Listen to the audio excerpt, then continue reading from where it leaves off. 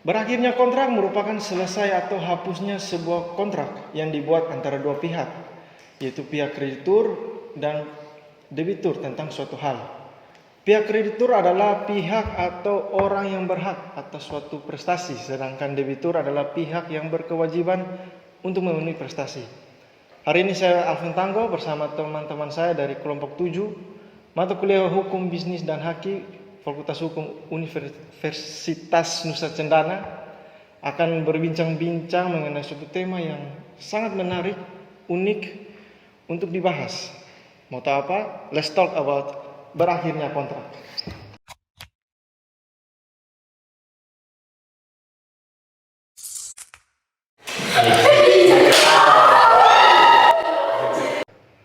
Oke, jadi di sini saya tidak sendiri. Saya kedatangan sahabat-sahabat saya. Ada 5 sahabat saya. Halo teman-teman. Halo. Gimana kabarnya? Baik. Sehat kok? Oke, mungkin dari teman-teman mungkin satu persatu mulai perkenalan diri, mungkin dari saudari Indah duluan. Halo semuanya. Perkenalkan saya Adriana Rosalina Kondi, biasa dipanggil Indah. Saya dari kelompok 7 mata kuliah Hukum Bisnis dan Haki. Halo, saya Adrianti Carmelita Valentin Mali, biasa dipanggil Amanda. Oke, Manda. Halo, perkenalkan nama saya Agatha Novarila Akong, biasa dipanggil Nova. Halo, saya Ainun Begur, saya biasa disapa Ainun. Oke.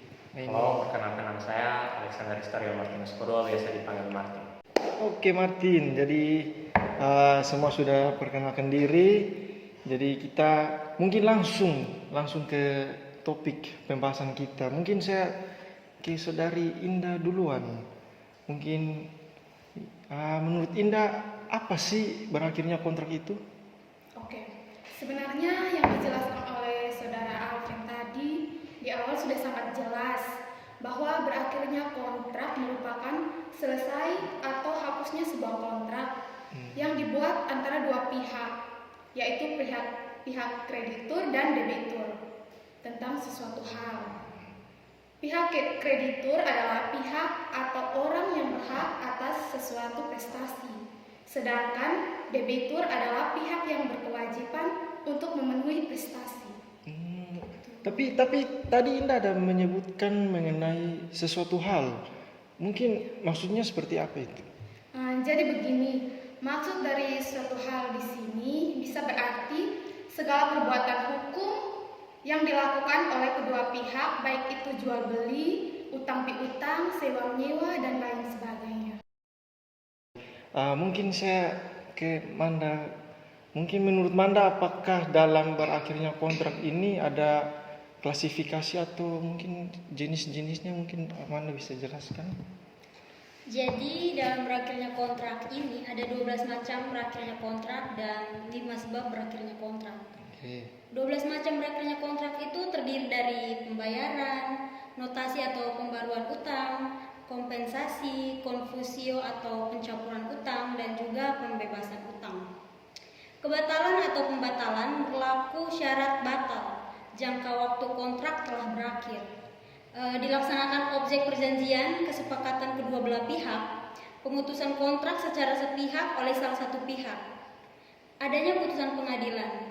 Kemudian mengenai sebab berakhirnya kontrak itu ada 5. Yang pertama, jangka waktu berlakunya kontrak berakhir. Yang kedua, pembuat kontrak meninggal dunia. Yang ketiga, pembuat kontrak mengakhiri kontrak. Keempat, prestasi dalam kontrak telah dilaksanakan. Dan yang terakhir, putusan hakim menyatakan batalnya kontrak. Oke, sangat menarik ya. Mungkin dari sekian banyak itu mungkin bisa diterangkan lebih terperinci supaya mungkin para pemirsa yang nonton mungkin agar lebih jelas lagi. Mungkin saya ke Nova. Oke, mungkin saya sedikit menjelaskan mengenai 12 macam berakhirnya kontrak yang sudah disebutkan oleh Amanda tadi. Mungkin beberapa saya jelaskan, mungkin akan dilanjutkan oleh teman-teman. Pertama mungkin kita mulai dengan pembayaran. Jadi pembayaran itu sudah dijelaskan secara eksplisit di dalam pasal 1382 sampai dengan pasal 1403 Kitab Undang-Undang Hukum Perdata. Pengertian daripada pembayaran itu sendiri itu dibagi menjadi dua. Yang pertama ada pembayaran, maksudnya pengertiannya ya. Pengertian pembayaran itu dibagi menjadi dua. Yang pertama pengertian secara sempit, kemudian ada juga pengertian secara yuridis teknis. Pengertian pembayaran secara sempit itu maksudnya adalah bahwa pelunasan utang yang dilakukan oleh debitur atau orang yang berutang kepada kreditur atau orang yang memberikan utang berupa uang atau barang. Kemudian kita lanjut kepada pembayaran dalam artian yuridis teknis.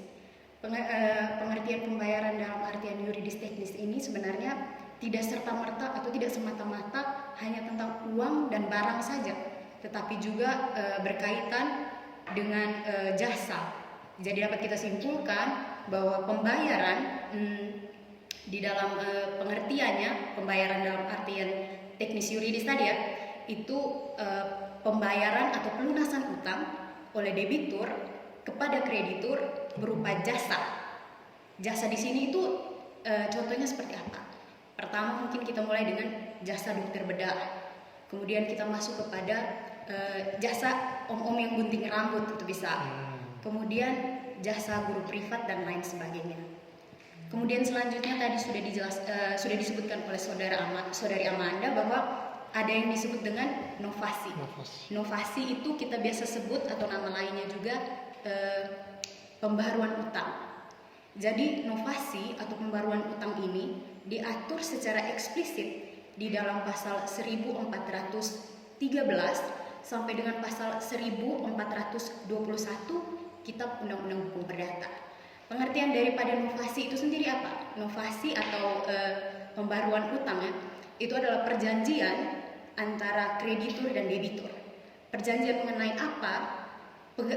Perjanjian di dalam novasi itu sendiri itu mengenai penghapusan subjek dan objek perjanjian lama yang kemudian akan diganti dengan subjek dan objek perjanjian yang baru. Kemudian selanjutnya ada yang disebut dengan kompensasi. Kompensasi itu merupakan perjumpaan utang. Jadi dari perjumpaan utang ini diatur secara eksplisit di dalam pasal 1425 sampai dengan pasal 1435 Kitab Undang-Undang Hukum Perdata. Apa kemudian pengertian daripada kompensasi atau perjumpaan utang ini? Jadi kompensasi atau perjumpaan utang ini merupakan penghapusan macam-macam utang yang kemudian melalui jalan pembayaran yang sudah dapat ditagih oleh si kreditur dan juga si debitur. Selanjutnya ada juga yang disebut dengan confusio. Confusio itu nama lainnya adalah percampuran hutang. Jadi percampuran hutang atau confusio ini diatur secara eksplisit di dalam pasal 1436 sampai dengan pasal 1437 Kitab Undang-Undang Hukum Perdata. Apa kemudian pengertian daripada confusio itu sendiri? Jadi confusio itu adalah penggabungan atau percampuran kedudukan antara kreditur atau si pemberi utang dengan debitur atau si berutang tadi menjadi satu. Atau secara simpelnya bisa dikatakan confusio itu percampuran kedudukan antara kreditur dengan debitur menjadi satu. Seperti itu. Siap. Tapi beta mau tanya sedikit mungkin ke Nova mengenai confusio atau pencampuran utang. Tadi dijelaskan bahwa confusio itu adalah percampuran kedudukan orang yang berutang dengan kedudukan kreditur atau yang memberi utang menjadi satu. Itu mungkin bisa dikasih contoh kasusnya. Contoh kasus, oke. Kita buat satu pemisalannya. Contoh seorang bapak, dia itu berada dalam satu kontrak atau membuat suatu kontrak di mana bapak ini menjadi seorang kreditur di dalam kontrak tersebut. Okay. Jadi si bapak ini juga memiliki seorang ahli waris, yang tidak lain ahli waris itu adalah debiturnya. Jadi pada saat bapak ini yang seorang kreditur tadi meninggal dunia, pada saat itulah si debitur atau ahli waris ini menjadi kreditur menggantikan ayahnya yang sudah meninggal tadi. Oke, Seperti itu. oke, ya, sudah semakin jelas ini kita lihat. Oke, selanjutnya mungkin saya ke ini mungkin mengenai pembebasan hutang. Ini ada kebatalan atau pembatalan, terus ada berlakunya syarat batal juga, kemudian jangka waktu kontrak telah berakhir dalam 12 macam berakhirnya kontrak itu seperti apa? Mungkin bisa dijelaskan sedikit. Saya akan melanjutkan penjelasan mengenai 12 macam berakhirnya kontrak. Ada yang disebut dengan pembebasan utang. Pembebasan utang diatur dalam pasal 1438 Kitab Undang Hukum Perdata sampai dengan pasal 1443 Kitab Undang Hukum Perdata. Pembebasan utang adalah suatu pernyataan sepihak dari kreditur kepada debitur bahwa debitur dibebaskan dari perutangan. Selanjutnya, kebatalan kontrak. Kebatalan kontrak diatur dalam pasal 1446 KUH Perdata sampai dengan pasal 1456 KUH Perdata. Ada beberapa penyebab timbulnya pembatalan kontrak. Yang pertama, adanya perjanjian yang dibuat oleh orang-orang yang belum dewasa dan di bawah pengampuan. Yang kedua, tidak mengindahkan bentuk perjanjian yang disyaratkan dalam undang-undang. Yang ketiga, yang terakhir, adanya cacat kehendak. Selanjutnya, berlakunya syarat batal. Syarat batal adalah suatu syarat yang bila dipenuhi akan menghapuskan perjanjian dan membawa segala sesuatu pada keadaan semula, seolah-olah tidak ada perjanjian. Pernyataan ini telah diatur dalam pasal 1265 KUH Perdata. Selanjutnya, jangka waktu kontrak telah berakhir. Penentuan jangka waktu dan tanggal berakhirnya kontrak dimaksudkan bahwa salah satu pihak tidak perlu memberitahukan tentang berakhirnya kontrak tersebut, namun masing-masing dari para pihak telah mengetahuinya. Penentuan jangka waktu dan tanggal berakhirnya kontrak adalah didasarkan pada kemauan dan kesepakatan bersama antara para pihak. Adanya kontrak dan jangka waktu kontrak telah berakhir. Ada kontrak yang jangka waktu dan tanggal berakhirnya kontrak singkat, dan ada juga jangka waktu kontrak berakhirnya sangat lama. Mungkin itu saja. Mungkin perjanjian apa saja yang mungkin mengenai berlaku syarat batal itu mungkin perjanjian apa saja? Biasanya syarat batal berlaku pada perjanjian timbal balik. Contohnya seperti sewa menyewa dan jual beli. Oke, selanjutnya mungkin saya ke narasumber kita yang ganteng ini. Oke, Martin, mengenai dilaksanakannya objek perjanjian, kesepakatan kedua belah pihak, pemutusan kontrak secara sepihak oleh salah satu pihak, dan adanya putusan pengadilan. Sebenarnya penjelasannya mungkin Kak Martin bisa lebih detail. Oke, terima kasih Saudara Alvin. Siap. Jadi begini, mengenai kita berbicara mengenai dilaksanakannya objek perjanjian, kesepakatan kedua belah pihak, pemutusan kontrak secara sepihak oleh salah satu pihak, dan adanya putusan hakim. Nah, penjelasannya kita jabarkan sebagai berikut. Dilaksanakannya objek perjanjian, pada dasarnya objek perjanjian adalah sama dengan prestasi. Prestasi itu terdiri dari melakukan sesuatu, berbuat sesuatu, dan tidak berbuat sesuatu. Nah, dalam perjanjian timbal balik seperti sewa beli, jual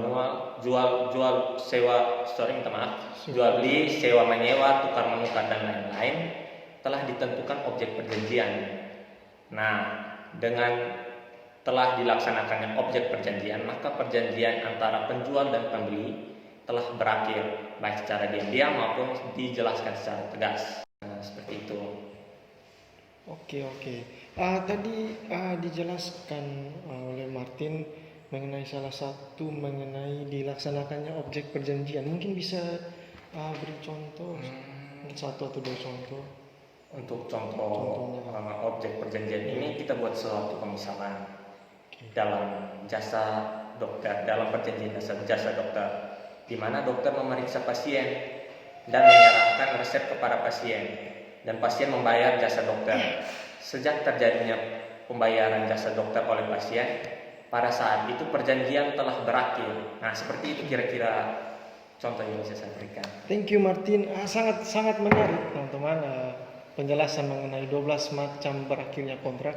Jadi sekarang kita mungkin coba kita move ke 5 sebab berakhirnya kontrak. Mungkin saya ke Indah kembali, ke Indah terlebih dahulu. Mungkin bisa dijelaskan? Baik, salah satu sebab berakhirnya kontrak itu adalah jangka waktu berlakunya kontrak berakhir. Maksudnya adalah berdasarkan asas kebebasan membuat kontrak. Para pihak dapat menentukan sendiri jangka waktu berlakunya kontrak yang mereka buat berdasarkan pertimbangan yang rasional bahwa mereka akan dapat memperoleh manfaat ekonomis dan kontrak yang mereka laksanakan dalam jangka waktu tersebut. Oke. Selanjutnya mengenai pembuat kontrak meninggal dunia, mungkin bisa dijelaskan oleh saudara Anda? Oke, suatu kontrak dapat berakhir atau hapus apabila salah satu pihak maupun kedua belah pihak sebagai subjek yang membuat kontrak itu meninggal dunia. Hal ini juga terdapat pada pasal 1646 ayat 1 BW yang menyatakan bahwa persekutuan berakhir jika salah seorang sekutu meninggal dunia atau ditaruh di bawah pengampunan atau dinyatakan pailit. Oke, siap. Luar biasa. Nah, mungkin saya ke Kak Nova, mungkin bisa dijelaskan mengenai pembuat kontrak yang mengakhiri kontrak itu. Mungkin seperti apa menurut Kak Nova? Oke, jadi kontrak yang dibuat oleh para pihak itu dapat berakhir atau hapus dikarenakan salah satu pihak atau kedua belah pihak. Untuk diketahui kita bersama bahwa pihak-pihak di dalam kontrak ini itu adalah subjek hukum kontrak. Jadi pihak-pihak itu adalah merupakan subjek hukum kontrak yang dimana ketika mereka menyatakan untuk mengakhiri kontrak tersebut. Oke. Jadi meskipun jangka waktu berlakunya kontrak yang ditentukan oleh para pihak di dalam kontrak itu ditentukan di dalam undang-undang belum berakhir. Seperti itu. Terus lalu bagaimana dengan prestasi dalam kontrak yang telah dilaksanakan dan putusan hakim menyatakan batalnya kontrak? Mungkin saya ke Kak Inun. Baik, saya akan menjelaskan mengenai prestasi dalam kontrak telah dilaksanakan. Maksudnya adalah kontrak dapat berakhir atau hapus apabila para pihak sebagai subjek yang membuat kontrak telah melaksanakan maksud dan tujuan isi kontrak yang berupa prestasi yang merupakan kepentingan para pihak. Nah, untuk lanjutan yang lain kan tadi ditanyakan bahwa putusan hakim menyatakan batalnya kontrak. Nah, itu seperti begini ya. Mengenai putusan hakim menyatakan bahwa batalnya suatu kontrak atau berakhir atau hapusnya suatu kontrak karena terdapat putusan hakim yang memutuskan berakhir atau hapusnya kontrak tersebut berdasarkan gugatan pembatalan yang diajukan oleh salah satu pihak disebabkan karena tidak dipenuhinya syarat-syarat subjektif sahnya suatu kontrak sebagaimana yang ditentukan dalam pasal 1320 ayat 1 dan ayat 2 BW. Akibat dari adanya cacat pengendak atau karena ketidakcakapan serta adanya suatu pihak yang ditempatkan dalam posisi di bawah pengampuhan atau pailit sebagaimana yang ditentukan dalam pasal 1646 BW. Seperti itu. Luar biasa. Mungkin kita boleh tepuk tangan buat narasumber kita yang sangat luar biasa. Jadi perbincangan kami sangat menarik mengenai berakhirnya kontrak. Penjelasan dari Saudara Martin tadi merupakan penutup dari perbincangan kita di hari ini. Jadi mengenai berakhirnya kontrak. Jadi terima kasih teman-teman semua. Thank you sudah datang di sini di kapan-kapan men le. Terima kasih juga buat teman-teman yang sudah mau berbagi ilmu. Biarlah mungkin ilmu ini mungkin bisa menjadi yang nonton juga bisa menambah ilmu juga. Terima kasih teman-teman sudah meluangkan waktunya untuk hadir di podcast ini. Terima kasih juga yang sudah mau berbagi ilmu mengenai berakhirnya kontrak. Semoga bisa berguna bagi kita sendiri secara pribadi dan tentunya bagi kita semua. Oke, akhir kata mungkin ada kata-kata yang kurang berkenan atau mungkin menyinggung teman-teman.